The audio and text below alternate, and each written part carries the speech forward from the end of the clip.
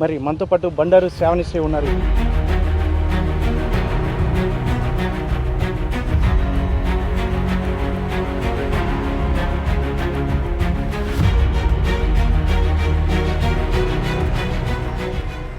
రెండు 2014లో శ్రావణిశ్రీని ఇక్కడ ఓడించారు ప్రజలు. ఎందుకంటే 2019లో రాజకీయ పరిస్థితులు వేరు.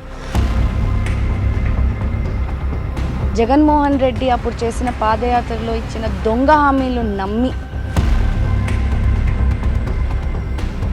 ఆయన మహిళలను కానీ ముద్దులు పెట్టుకొని కానీ హత్తుకున్న చేర్చుకొని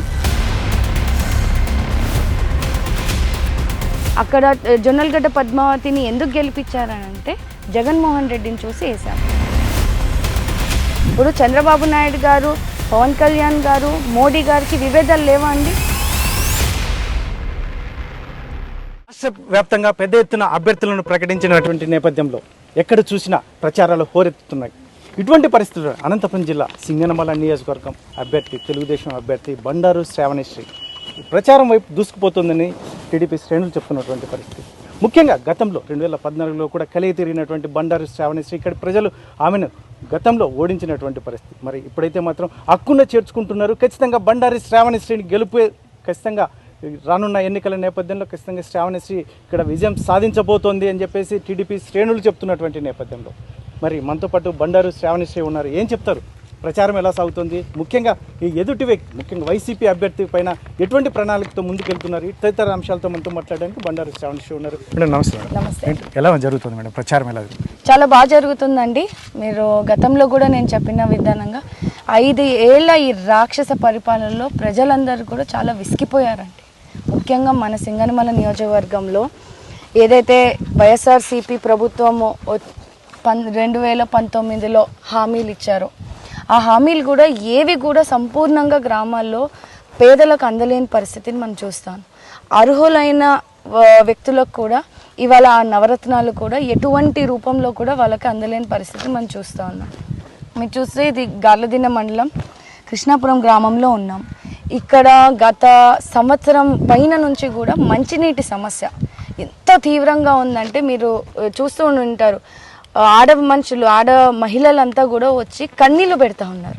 అంటే నీటికి కూడా మాకు సదుపాయం లేని పరిస్థితి ఉంది, మీరు వచ్చి ఓట్లు వేసుకొని పోతున్నారు, ఎవరు కూడా మళ్ళీ మా సగాన్ని చూసిన పాపాన పోలేదు అని అంటున్నారు. చదువుకున్న పిల్లలు ఉన్నారు వాళ్ళ ఇంట్లో, అంటే కూలీ నాలీ చేసుకొని చదివిపిస్తూ ఉన్నారు. వాళ్ళకి అవకాశాలు లేవు. రైతాంగము ఇక్కడంతా మనకి అగ్రికల్చర్ ఎక్కువ అండి. సో సింగనమల నియోజకవర్గం అంతా కూడా రైతాంగం ఎక్కువ. మాకు హక్కుగా రావాల్సిన నీళ్లు కూడా గత 5 సంవత్సరాలు ఇప్పటికీ కూడా ఒక్క టీఎంసీని కూడా ఇచ్చిన పాపన పోలే. దేవుడి దయ వల్ల మాకు ఏదో వర్షాలు పడి కొన్ని కాలువలు ఏవో నింపుకున్నాం తప్పించి, మళ్ళీ ఇప్పుడు చూసుకుంటే సమ్మర్ సీజన్ వేసవి కాలంలో పంటలన్నీ కూడా నష్టపోయిన రైతులు కూడా వాళ్ళకి ఇన్పుట్ సబ్సిడీ లేక నష్టపరిహారం లేక ఇప్పటి వరకు కూడా ఏ ప్రజాప్రతినిధి మాకు ఇక్కడ ఎమ్మెల్యే ఉండి లేనట్టే అండి చెప్పొద్దు. కానీ రిజర్వ్ కాన్స్టిట్యుయెన్సీలో ఆవిడని ఒక కీలుబొమ్మ చేసి మండలానికి ఒక రెడ్డిని పెట్టుకొని వాళ్ళ బంధువుని సాంబశివారెడ్డి గారు ఏం అంత దోచుకోవడం ఎక్కడ కూడా అభివృద్ధి లేదండి.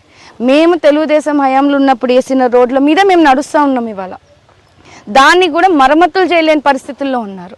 మీరు చూసుకుంటే కృష్ణాపురం గ్రామంలో వాటర్ హెడ్ ఉందండి, హెడ్ వాటర్ ఇది ఉంది. అది మనం ఉన్నప్పుడు దానికి బోర్లు ఫెసిలిటీస్ ఇచ్చి ఏమైనా ఇష్యూస్ ఉంటే కూడా మరమ్మతులు చేసి మనం వాటర్స్ ఇచ్చిన సందర్భాలు ఉన్నాయి. ఇప్పుడు చూస్తే కంప చెట్లు దాని చుట్టూ వాటర్ హెడ్ దగ్గర కంప చెట్లు, అంటే మేము ఇచ్చి దాంట్లో మేము ఎంత యూసేజ్ అంటే వాటర్ని ఎంత ఇక్కడ ప్రజలకి అందుబాటుకు వచ్చి సమస్యలు ఉన్నప్పటికీ కూడా మనం చూస్తే అనంతపురం జిల్లా కరువు ప్రాంతం ఎక్కువ. ఇక్కడ మాకు నీళ్ళు అన్నది అంత ఈజీగా మీరు ఇప్పుడైతే చెప్తున్నారు బండారు శ్రావణిశ్రీ ఇప్పుడు సమస్యలు చెప్తోంది. కాకపోతే 2014లో శ్రావణిశ్రీని ఇక్కడ ఓడించారు ప్రజలు. అది ఏమైనా రిమైండ్ చేస్తున్నారా ప్రజలు? మీరు ప్రజల్లోకి వెళ్తున్నప్పుడు డెఫినెట్గా రిమైండ్ చేస్తున్నానండి. ఎందుకంటే 2019లో రాజకీయ పరిస్థితులు వేరు. అప్పుడు వాళ్ళు కూడా ఒక్క ఛాన్స్ అని ఒక సానుభూతిగా జగన్మోహన్ రెడ్డి అప్పుడు చేసిన పాదయాత్రలో ఇచ్చిన దొంగ హామీలు నమ్మి ఆయన మహిళలను కానీ ముద్దులు పెట్టుకొని కానీ హత్తుకున్న చేర్చుకొని ఒక నమ్మకాన్ని ఆయన క్రియేట్ చేసుకున్నారు. కానీ అదే వ్యక్తి ప్రభుత్వం ఫామ్ అయిన డే 1 నుంచి మీరు చూసుకుంటే ప్రజావేదికను కూల్చేశారు. అంటే డిస్ట్రక్షన్ పాలిటిక్స్ స్టార్ట్ చేశారు. ఒక ఏమంటారు పరిపాలనను వాళ్ళు ప్రజా సమస్యల మీద కాకుండా వాళ్ళు ఒక తీవ్రవాదులు, ఎలా అంటే ఎస్సీ ఎస్టీ బీసీ మైనారిటీలు వీళ్ళని నమ్ముకొని ఓట్లు వేయించుకున్న వ్యక్తి వాళ్ళకి ఎటువంటి సహాయం కూడా చేయలేని పరిస్థితిని ఇవాళ మన ప్రభుత్వం చూస్తూ ఉన్నామండి. ప్రజలు కూడా చూస్తూ ఉన్నారు, వింటూ ఉన్నారు. మేము ఎందుకు ఓడించినాము అని ఇవాళ బాధపడుతూ ఉన్నారు. నేను స్థానికురాలిని అయినప్పటికీ అక్కడ జొన్నలగడ్డ పద్మావతిని ఎందుకు గెలిపించారనంటే జగన్మోహన్ రెడ్డిని చూసి వేసాం, రాజశేఖర్ రెడ్డి గారు చూసి మేము వేసాం. కానీ రాజశేఖర్ రెడ్డి గారు చేసినంతలో 1% కూడా ఈయన జగన్మోహన్ రెడ్డి చేయకపోగా మరి ఆయన అనుచరులుగా ఈ ఎమ్మెల్యేలు ఉన్నారు. డెఫినెట్గా చెప్తున్నానండి, వీళ్ళు ప్రజాప్రతినిధులు కాదండి, జగన్మోహన్ రెడ్డికి అనుచరులు. వాళ్ళు అక్కడ ఒక వ్యవస్థని స్థాపించుకొని గ్రామాల్లో మీరు చూసుకుంటే గ్రామ సర్పంచులని వాళ్ళకి ఉన్న హక్కులని తీసేసి గ్రామ అభివృద్ధి ఎలా జరుగుతుందండి? గ్రామ సర్పంచులకు వాళ్ళకి పవర్స్ ఇవ్వకుండా ఉంటే సచివాలయం వ్యవస్థను పెట్టారు. ఆ వ్యవస్థలో ఏం జరుగుతూ ఉంది? చదువుకున్న పిల్లలని ఊరికే వాళ్ళని ఆ వాలంటీర్స్కి డబ్బులు ఇచ్చి ఏం లేదండి, ఒక సిస్టమ్ జరుగుతూ ఉంది. ఎప్పుడు లేని విధంగా చెత్త పన్ను కలెక్ట్ చేస్తాను. ఇంటింటికి 100 రూపాయలు, 50 ఇల్లు 5,000 రూపాయలు, అది వాలంటీర్కి ఇస్తూ ఉన్నారు అంతే. అంటే వాళ్ళ కార్యకర్తలని ఆ 50 ఇళ్ళకి కట్టడి చేసి ఇష్టానుసారంగా వాళ్ళు దోచుకుంటా ఉన్నారు. ఒక సిస్టమ్ లాగా వాళ్ళు పనిచేస్తూ ఉన్నారు. అది ఎక్కడా కూడా ప్రజలు ఒప్పుకునే పరిస్థితుల్లో ఇప్పుడు లేరు. ప్రజలు చాలా తెలివిగల వ్యక్తులండి. ప్రభుత్వం ఫామ్ అయిన 6 నెలలకే వాళ్ళకి అర్థమైపోయింది వీళ్ళు పని చేసే వ్యక్తులు కాదు అని. ఎందుకంటే ఏనాడు కూడా ఎమ్మెల్యే గ్రామాల్లో తిరిగిన పాపన పోలేదు. ఇన్ని సమస్యలు ఉన్నాయి, ఇన్ని హామీలు ఇచ్చింది. సింగనమల నియోజకవర్గంలో నీటి సమస్య లేకుండా చేస్తానని ఆమె ఎన్నికల్లో హామీ ఇచ్చింది. మళ్ళీ ఇక్కడ ఎక్కడ పోయిందండి? మేము ప్రతిపక్షంలో ఉంటే కూడా మా సొంత ట్రస్ట్ తరఫున కానీ గార్లదిన్నెలో కూడా ఇక్కడ ఉన్న లీడర్స్ వాళ్ళ ట్రస్ట్ తరఫున కానీ నీటి సరఫరా కూడా ట్యాంకుల రూపంలోనూ మేము అందిస్తూ ఉన్నాం. మీరు ఎక్కడైనా చూస్తూ ఉన్నారు. మీరు ఎంత ఇబ్బందిగా ఉన్న పరిస్థితి, రోడ్లు లేని పరిస్థితి, ఇంత సమస్యని ప్రజలు చూస్తున్నారు. డెఫినెట్గా చంద్రబాబు నాయుడు గారు ఉంటేనే మాకు సంక్షేమము, మాకు భద్రత, ముఖ్యంగా ప్రజలకు భద్రత కోల్పోయారండి. ప్రధానంగా మేడం ఇప్పుడున్న పరిస్థితి ఎక్స్పెషల్ మీరు క్యాన్వాస్ చేస్తున్నారు, ప్రజల్లో తిరుగుతున్నారు, కలిగి తిరుగుతున్నటువంటి నేపథ్యం ప్రజల వైపు నుంచి ఎలా రియాక్షన్స్ ఉన్నాయి? ముఖ్యంగా మీ ఇంటర్నల్ సమస్య, తెలుగుదేశంలో మీ ఇంటర్నల్ సమస్య ఎలా ఉంది అసలు? చూడండి, ఏ కుటుంబంలో అయినా సమస్యలు ఉంటాయి. మేము ప్రతిపక్షంలో ఉన్నాము. గత 5 సంవత్సరాల ముందు నేను వచ్చాను.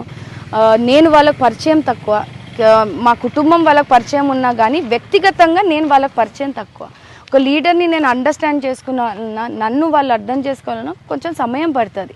మేము ట్రావెల్ చేసే సమయం కూడా తక్కువ అయింది. మాకు ఎప్పుడు టికెట్ ఇచ్చింది 10-15 రోజుల ముందు ఇచ్చింది. ఆ ట్రావెల్ పీరియడ్ తక్కువ ఉంది. మేము ప్రతిపక్షం వచ్చిన తర్వాత ఈ ప్రభుత్వం వచ్చినప్పుడు ఎవరికి వాళ్ళని ఎంత ఇబ్బంది పెడతా ఉన్నారు మీరు చూస్తూ ఉన్నారు. దాన్ని మేమంతా కూడా మా కుటుంబ సమస్య, అది మేము బయట పెట్టుకొని మాట్లాడాల్సిన పని మాకు లేదు. బండారు శ్రావణిశ్రీకి అసలు టికెట్ రాదు. సింగనమల టికెట్ బండారు శ్రావణిశ్రీ అసలు పోటీ చేయదు. గతంలో పోటీ చేసింది కానీ సరిగ్గా చేయలేదు. ఇటువంటివన్నీ సొంత పార్టీలోనే వినిపించినటువంటి పరిస్థితి. ఈరోజు ఏకంగా శ్రావణిశ్రీ మరొకసారి పోటీకి సిద్ధమైంది. ఎలా చూస్తారు అసలు? వాస్తవం అండి, అందరూ కూడా ఇది డెఫినెట్గా అడుగుతూ ఉన్నారు, చెప్తా ఉన్నాను. నేను మీ ఛానల్ ద్వారా కూడా చెప్దాం అనుకున్నాము. మళ్ళీ చెప్తున్నా, ప్రతి కుటుంబంలో సమస్యలు ఉంటాయి. ఆ సమస్యల్ని బేస్ చేసుకొని మనం రాజకీయాలు చేయము. ఇక్కడ ప్రజల సమస్య మీద మేము పనిచేయాలన్న ఒక ఆకాంక్షతో మేము వచ్చాము. నేను విద్యావంతురాల్ని, చదువుకున్న వ్యక్తిని, ఇక్కడ స్థానికురాల్ని. మా బండారు కుటుంబం కొన్ని ఏళ్ల నుంచి కూడా పార్టీకి విధేయులుగా పనిచేస్తూ ఉన్నాం. మాది 3వ తరం, అవునా? ఇప్పుడు నాకు ఊరికే రాదండి టికెట్. ఇప్పుడు ఎవరో చెప్తే ఇవ్వరు. చంద్రబాబు నాయుడు గారికి ఒక విజన్ ఉంది. ఇక్కడ మన రాష్ట్రానికి ఏం చేయాలి, ఎవరు బాగు చేస్తారు అనేది ఒక విజన్ ఉంటుంది. ఇప్పుడు నారా లోకేష్ గారు ఉన్నారు, ఆయన కూడా ఇప్పుడు ప్రజల్లోకి రావడం జరిగింది. యువగలం పాదయాత్ర చేస్తూ అన్ని ఎవరి లీడర్షిప్ ఏంటి అన్నది తెలుస్తూ ఉంది. సో అవన్నీ పార్టీ అంతర్గత విషయాల్లో మాకు జరుగుతూ ఉంటాయి. కానీ ప్రజలు ఎవరిని కోరుకున్నారు అనే నిర్ణయం మీదనే మన పార్టీని నిర్ణయించింది. దాన్ని డెఫినెట్గా మాదొక క్రమశిక్షణ పార్టీ కాబట్టి మేమందరం కూడా ఏకమయ్యాం. ఎందుకు? మన సింగనమల భవిష్యత్తు కోసమే మేమంతా కూడా కలిసామండి.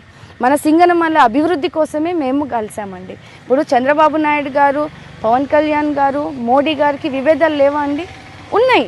ఉన్నప్పటికీ వాళ్ళు ఏం ఆలోచించారు? రాష్ట్ర భవిష్యత్తు.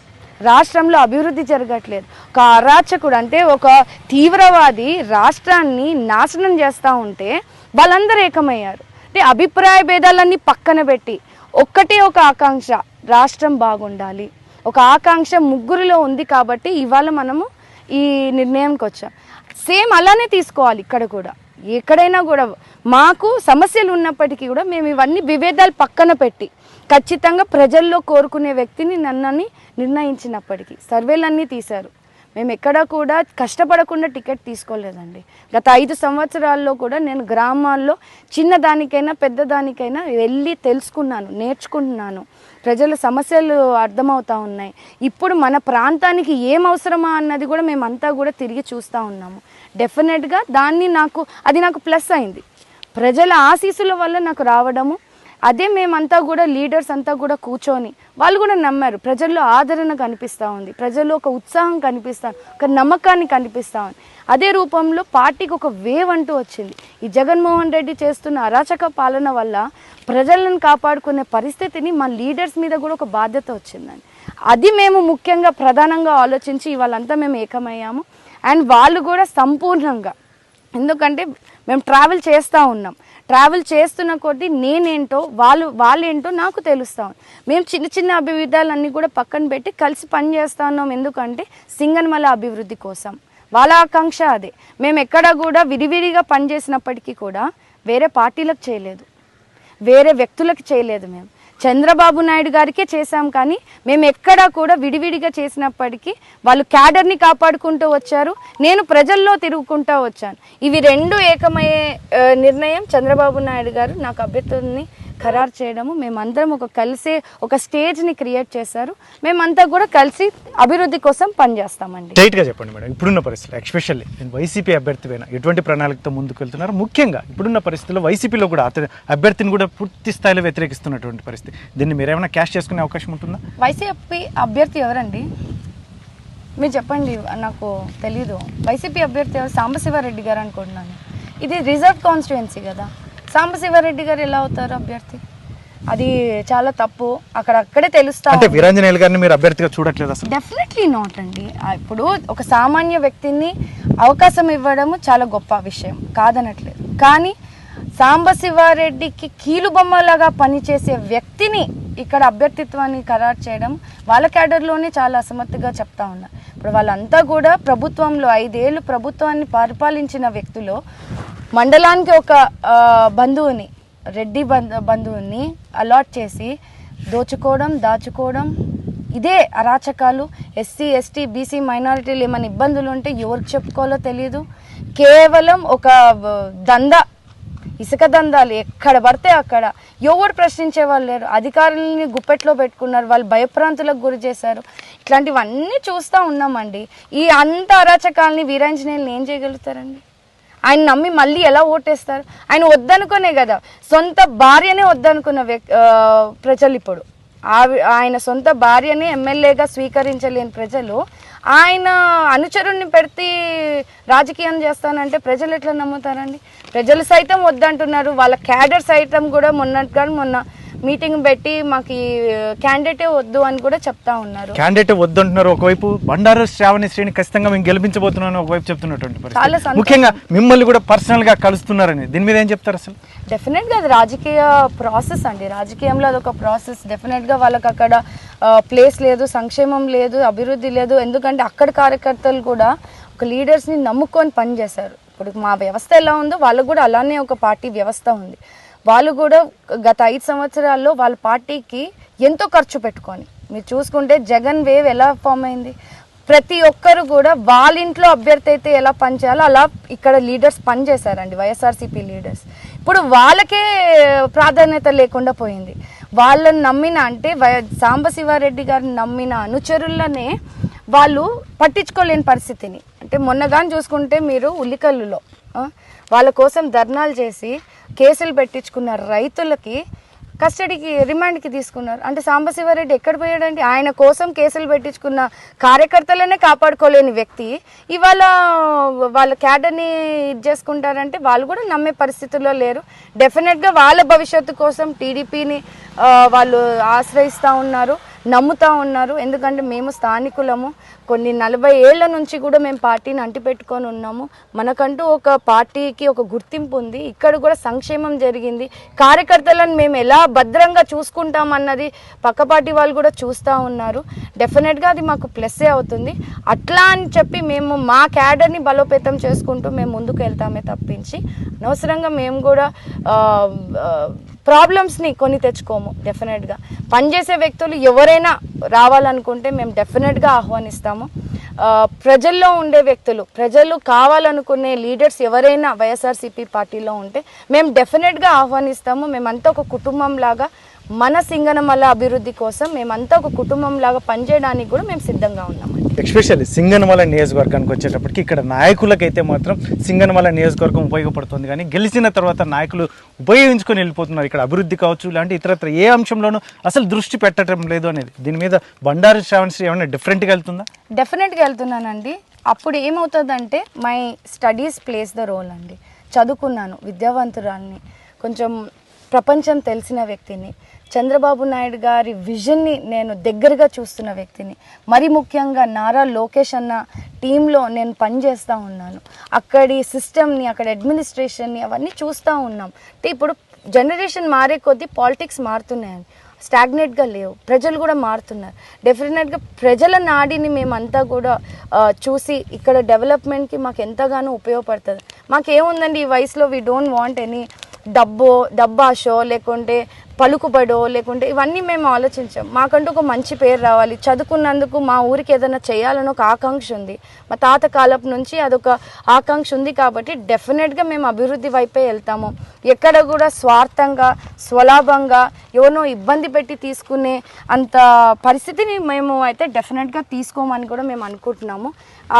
అలాంటి వ్యక్తుల్ని చంద్రబాబు నాయుడు గారు ఈసారి అభ్యర్థిగా ప్రకటించడము, మరి ముఖ్యంగా మహిళలం, దళితులం, చదువుకున్నాం, ఇన్ని అడ్వాంటేజెస్ మాకు ఉండి చంద్రబాబు నాయుడు గారు, లోకేష్ అన్న, పవన్ కళ్యాణ్ గారు వీళ్ళందరూ కూడా ఒక మంచి నిర్ణయం తీసుకొని క్యాండిడేచర్ని మాకు ఇచ్చినందుకు మాకు ఒక రెస్పాన్సిబిలిటీ ఉండాలి. We take it as a responsibility rather than ఒక పొలిటికల్ ఎజెండా కంటే మాకు ఒక రెస్పాన్సిబిలిటీ ఉంది. ఈ ప్రాంతాన్ని డెవలప్ చేయాలి, మాకు ఒక మంచి పేరు రావాలి, తరతరాలు మాట్లాడుకోవాలి. అందుకే మేము మా పేరెంట్స్ కూడా మమ్మల్ని చదివించింది. అండ్ చంద్రబాబు నాయుడు గారు కానీ, లోకేష్ అన్న గారిని మమ్మల్ని సపోర్ట్ చేస్తుంది కూడా. అందుకే పర్టికులర్గా సింగనమలకు నేను ఇది చేయాలి అని ఏమన్నా మీరు ఒక ప్రణాళిక పెట్టుకొని ముందుకెళ్తున్నారా ఏమన్నా పక్కగా? ఎందుకంటే గతంలో ఏమి చేయలేనటువంటి నేను సాధించాలి, బండారు శ్రావణి ఏదైతే ఉందో మార్క్ అనేది ఖచ్చితంగా చూపించాలి అనేది మీకు ఏమైనా ఉందా, ప్లాన్ ఉందా? నాకు 2 థింగ్స్ ఉన్నాయండి. ఫస్ట్ అండ్ ఫార్మోస్ట్ థింగ్ ఏంటంటే వాటర్ అండి. ఇప్పటికీ కూడా నేను చూస్తున్నాను, నాకే బాధ అనిపిస్తుంది. గర్భిణీ స్త్రీలు, చిన్న చిన్న పిల్లలు స్కూల్ డ్రెస్సులు వేసుకొని బిందెలు పట్టుకొని పక్కన ఊర్లోకి వెళ్ళి తెచ్చుకుంటున్నారు. అండ్ ఇంకా వర్స్ట్ థింగ్ ఏంటంటే డబ్బులు ఇచ్చి మంచినీళ్ళు కొనుక్కుంటున్నారండి. ఇంకా ఇంత తరం మారే కొద్దీ ఇన్ని జనరేషన్స్ మారుతున్నాయి, డీకేడ్స్ అయిపోతున్నాయి, కానీ తాగునీటి సమస్యను మాత్రం ఎవరు తీర్చలేని పరిస్థితిని చూస్తూ ఉన్నాము. కానీ డెఫినెట్గా అది నేను మాత్రం ఒక మార్క్ వేయాలనుకుంటున్నాను. నాకు శక్తికి మించి చంద్రబాబు నాయుడు గారు, లోకేష్ అన్న, పవన్ కళ్యాణ్ గారి సారథ్యంలో మన సింగనమలకి మంచినీటి సమస్యని తీర్చేలాగా నేను ఖచ్చితంగా పనిచేయాలని ఒక ఆకాంక్ష ఉంది. డెఫినెట్గా దాని వైపే నేను కూడా డెవలప్మెంట్ కోసం పనిచేస్తాను. మరొకటి యువత, మన సింగనమల నియోజకవర్గంలో చాలామంది చదువుకున్న యువత ఉన్నారండి. వాళ్ళకి ఏంటంటే ఇక్కడ అవకాశాలు లేవు. మాకు రైతాంగం ఎక్కువ, సంస్థలు, స్మాల్ స్కేల్ ఇండస్ట్రీస్ తీసుకొచ్చే ఎన్నో అవకాశాలు ఉన్నప్పటికీ కూడా ఇక్కడ రాజకీయ నాయకులు అంతా కూడా వాళ్ళ లబ్ధి కోసము రాజకీయాలు చేస్తున్నారు. కానీ ఇక్కడ పిల్లల భవిష్యత్తు కోసం ఎవరు పనిచేసింది నాకు అనిపించలేదని. ఎందుకంటే నేను స్థానికురాలిని, సిద్ధరాంపురం అమ్మాయిని. మా పిల్లలు అంటే మా బాబాయ్ పిన్నిల పిల్లలు కూడా మేము ఎంత వాళ్ళు డిగ్రీ, ఇంజనీరింగ్ చదువుకున్నా వలసలు వెళ్ళి జాబ్స్ చేసుకోవాల్సి వస్తుంది. సో డెఫినెట్గా నా వంతు ప్రయత్నం లోకేష్ అన్న గారి సపోర్ట్తో డెఫినెట్గా సింగనమల నియోజకవర్గంలో స్మాల్ స్కేల్ ఇండస్ట్రీస్ కానీ, డెఫినెట్గా మండల్ స్థాయిలో కొంచెం వర్క్ స్టేషన్స్ కానీ ఏదైనా పెడితే ఇక్కడ వర్క్ ఫ్రమ్ హోమ్ ఇప్పుడు ట్రెండ్ ఉంది, మనకి ఒక టెక్నాలజీ పెరిగింది. చంద్రబాబు నాయుడు గారు ఎప్పుడూ చెప్తూ ఉంటారు, టెక్నాలజీని ఒక మంచిగా యూజ్ చేసుకుంటే దట్ విల్ హెల్ప్, ఒక కుటుంబాన్ని నిలబెడుతుంది. డెఫినెట్గా అవన్నిటిని బేస్ చేసుకొని ఇక్కడ యువతకు ఏదో రూపంలో చేయాలని నాకు ఆకాంక్ష ఉంది. డెఫినెట్గా ఈ 2 థింగ్స్ నాకు మైండ్లో ఉంటుంది. అండ్ నా సర్వీస్ అంతా కూడా వాళ్ళకి చేసేంత వరకు కూడా నేను ఈ సర్వీస్లోనే ఉండి కష్టపడతానండి. బండారు శ్రావణశ్రీ యాక్చువల్గా సాధారణ సగటు మహిళనా లేదంటే ఫైర్ బ్రాండా? ఎందుకంటే ముఖ్యంగా మహిళ ఏదైతే ఉందో బండారు శ్రావణశ్రీ కనపడిన యాంగిల్ ఫైర్ బ్రాండ్. ఇది అవసరం ఉన్నప్పుడు ఖచ్చితంగా ఫైర్ అవుతుంది, ఖచ్చితంగా ఎదుటి వ్యక్తుల మీద కూడా చాలా విరుచుకుపడే తత్వం ఉంది అని చెప్పేసి కూడా చాలామంది చెప్తారు. ఇది చాలా కొద్ది మంది చెప్తారు. దీనికి శ్రావణశ్రీ ఏం చెప్తుంది? నేను మహిళనండి. మహిళలో ఒక ఆదిశక్తి ఉంటుంది, సహనం ఉంటుంది, ఓర్పు ఉంటుంది, అన్నీ ఉంటాయి. దీన్ని ఎప్పుడు ఎక్కడ ఎలా చూపించాలో ఆ స్టెబిలిటీ అన్నది మహిళ ఒక్కరికే ఉంటుంది. డెఫినెట్గా నేను చెడు దగ్గర పోతే డెఫినెట్గా స్టాండ్ తీసుకొని మాట్లాడతాను. ఇప్పుడు నేను ఇంతగా మా పేరెంట్స్ మమ్మల్ని పెంచి పెద్ద చేసి ఒక సమాజానికి యూజ్ అయ్యేలాగా మమ్మల్ని ఫైట్ చేపిస్తూ ఉన్నారు. దాన్ని డెఫినెట్గా నేను కూడా ఏమంటారు భయపడి ఉండడం కంటే తప్పుని తప్పు అని చెప్పడంలో తప్పు లేదని మాకు నేర్పించారు. డెఫినెట్గా ఆ స్టాండ్ మీద నేను ఉంటాను. నేను ఒక మహిళగా సాటి మహిళలకి ఒక ఇన్స్పిరేషన్గా ఉండాలని నేను ఈ ఫీల్డ్లో కూడా రావడం జరిగింది.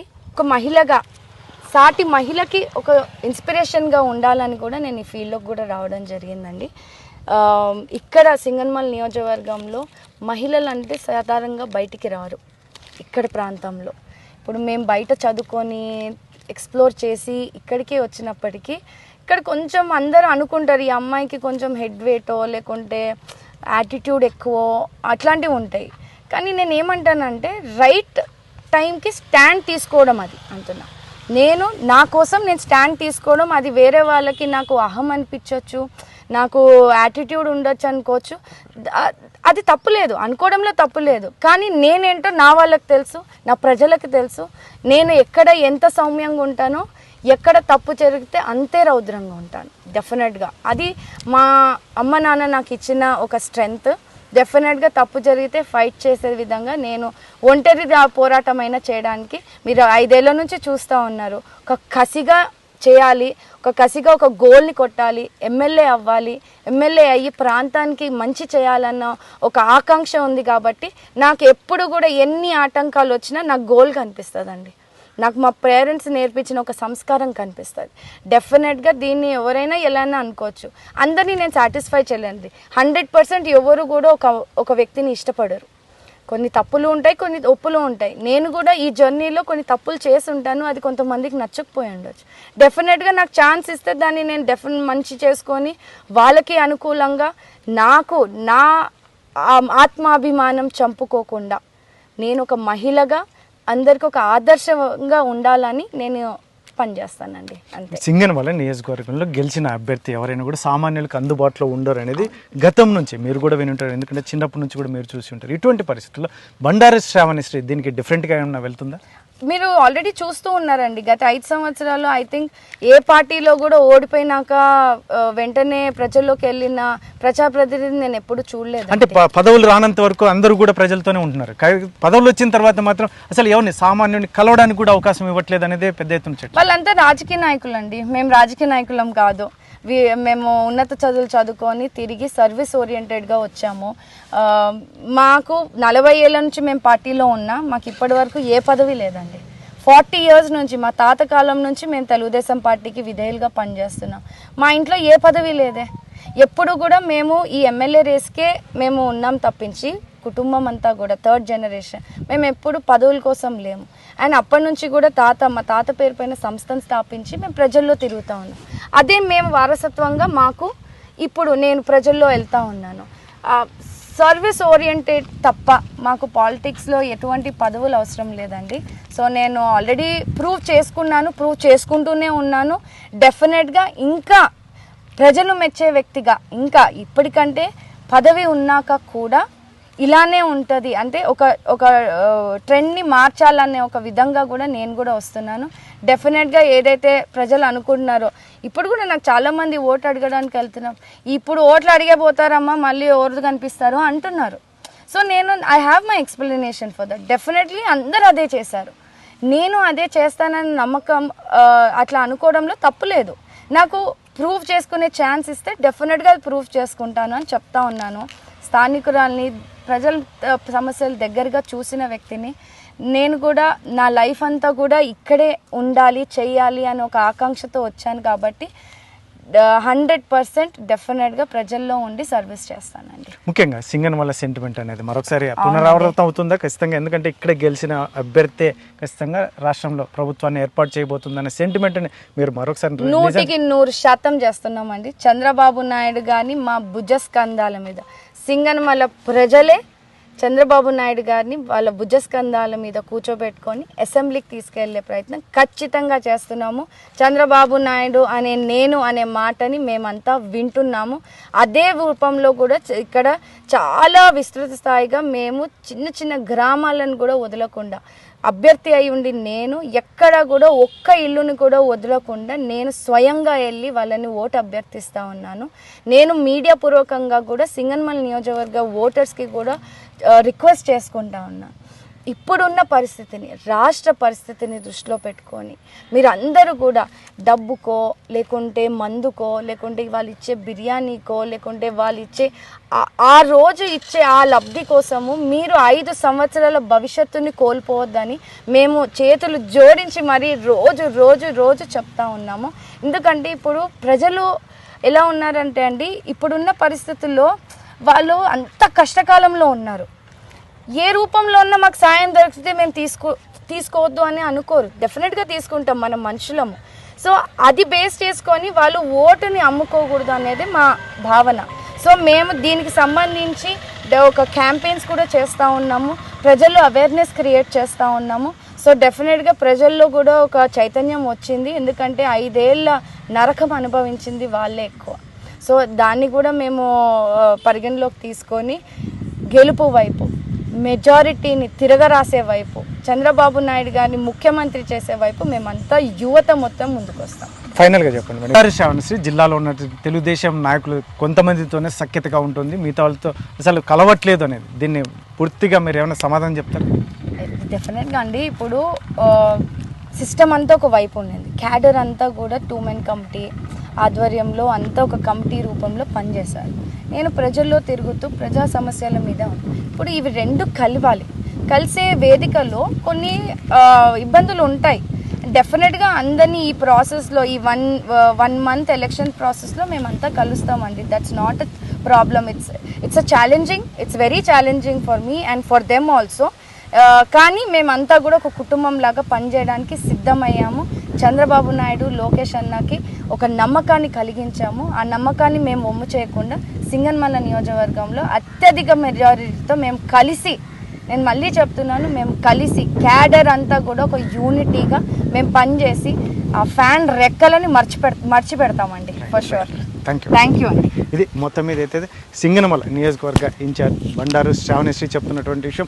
మొత్తం మీద రానున్న ఎన్నికల్లో మాత్రం అందరినీ కలుపుకుని వెళ్తూ ఖచ్చితంగా విజయం సాధించడానికి ఏదైతే ఉందో సింగనమలలో ఉన్నటువంటి సెంటిమెంట్ను కూడా వర్కౌట్ చేస్తూ చంద్రబాబు నాయుడుని సీఎంగా చేసుకోబోతున్నామని చెప్పేసి ఒకవైపు ధీమా వ్యక్తం చేస్తున్నటువంటి నేపథ్యంలో సింగనమల మీద నాకు మంచి అవగాహన ఉంది, ఇక్కడ అభివృద్ధి ధ్యేయంగా వెళ్తున్నాను, అందులో నేను చదువుకున్న అమ్మాయిని, ఖచ్చితంగా నాకు అవగాహన ఉంది. ఇటువంటి పరిస్థితుల్లోనే ఖచ్చితంగా రానున్న ఎన్నికల్లో మాత్రం అన్నింటినీ ఏదైతే ఉందో ఇక్కడ ఉన్నటువంటి సమస్యలన్నింటినీ, పార్టీలో ఉన్నటువంటి సమస్యలను పక్కన పెట్టి విజయం సాధించేందుకు అందరితో కలిసి ముందుకు వెళ్ళబోతున్నామని చెప్పేసి బండారు శ్రావణశ్రీ చెప్తున్నటువంటి పరిస్థితి. మరిన్ని వీడియోస్ కోసం ఛానల్ ని సబ్స్క్రైబ్ చేయండి, లేటెస్ట్ అప్డేట్స్ కోసం వాట్సాప్ ఛానల్ ని ఫాలో చేయండి అండ్ లింక్ డిస్క్రిప్షన్ లో ఉంది.